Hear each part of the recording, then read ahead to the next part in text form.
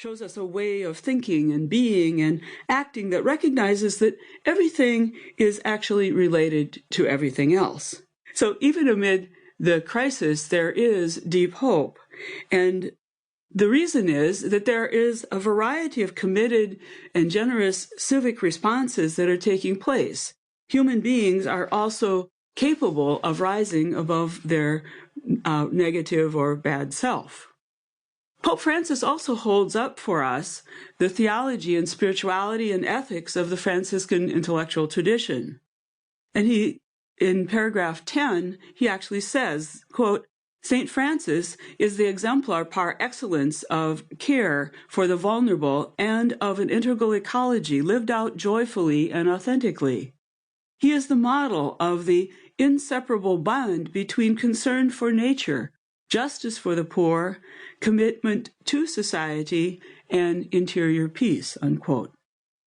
We only have to look at the footnotes of the document Laudato Si to see that there have been dozens of instructions, of pastoral letters, and varieties of statements made by different religious leaders and the Catholic magisterium over the last 40 years or so that have pointed to the development of this crisis and given us some ideas of how to resolve it.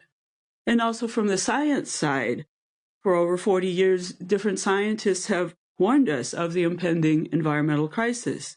So here these two come together in a kind of a common cause around the environmental crisis. Now, why should Christians, why should people of faith really care about this issue? Well, first of all, I think there are about 5 practical reasons. First, we can say that creation actually takes care of us. We have to withdraw from creation for any of our needs. We can say, perhaps, don't bite the hand that feeds you. Also, we have a sense that caring for creation helps promote peace. We can think of any number of issues around land or water rights that propose different situations of conflict. So to care for creation is a way to peace. Creation care is also part of the preferential option for the poor.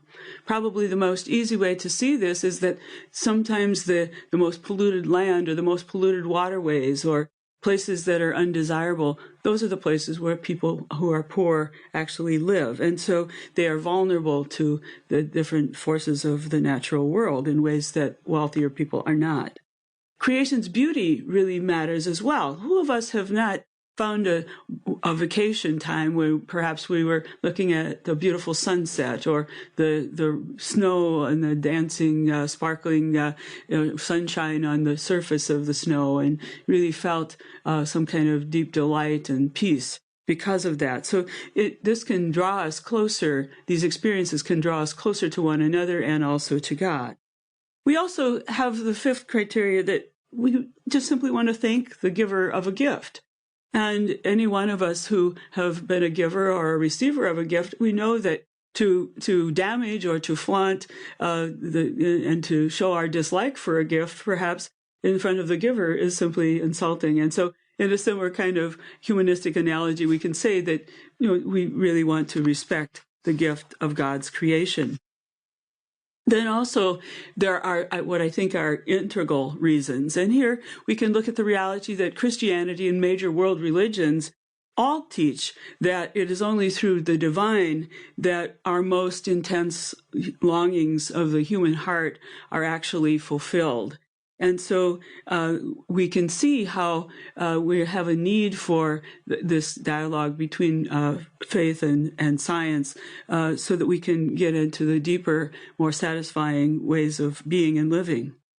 We are alienated as a modern culture from our sister Mother Earth. We see ourselves as the dominators and the ones who use technology and science almost as gods, rather than to have deep respect for creation.